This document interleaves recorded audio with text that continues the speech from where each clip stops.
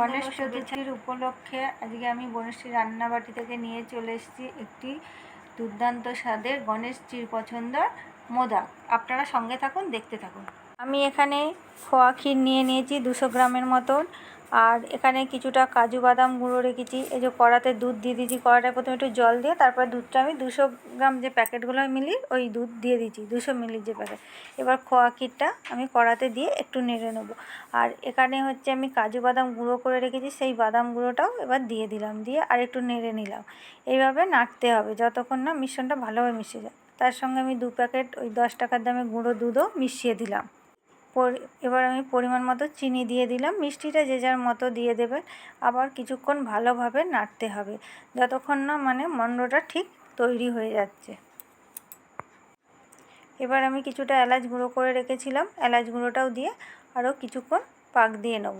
এবার পাক দিতে দিতে দেখবেন হাতে নিয়ে যে গোল গোল ডালা করলে হাতে কিছুটা লাগছে না।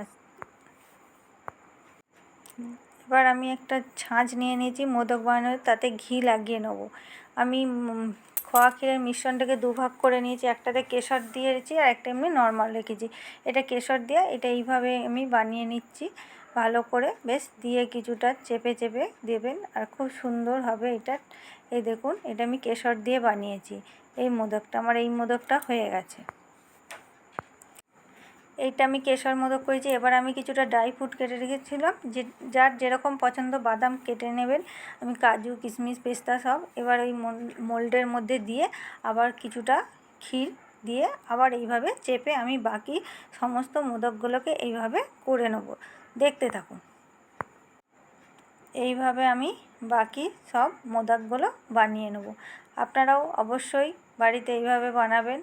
আর কে কে এইভাবে বানিয়েছেন আমাকে অবশ্যই কমেন্ট করে জানাবেন। এই দেখুন বন্ধুরা, আমার 2টো মোদক তৈরি হয়েছে। আমি বাকিগুলো এইভাবে করে নেব আস্তে আস্তে। এবার আমি কিছুটা কেশর ভিজিয়ে রেখেছিলাম, সেই কেশরটা লাগিয়ে দিচ্ছি। অনেকে শুকনো লাগায়, আমি কিন্তু একটু দুধে ভিজিয়ে নিয়েছিলাম, সেটাই এবার আমি লাগিয়ে দিচ্ছি। আমার কাছে চিমটিতে আমি হাতে করেই লাগিয়ে নিলাম। এবার আমি বাকি সব মোদকগুলো আমার হয়ে গেছে। যদি ভালো লেগে থাকে অবশ্যই লাইক করবেন, কমেন্ট করবেন এবং চ্যানেলটাকে সাবস্ক্রাইব করে দেবেন। আর পুরো ভিডিওটা দেখবেন। আর সকলকে গণেশ চতুর্থীর উপলক্ষে অনেক অনেক অভিনন্দন ও আন্তরিক শুভেচ্ছা। গণপতি বাপ্পা মোরিয়া, মঙ্গল মূর্তি মোরিয়া।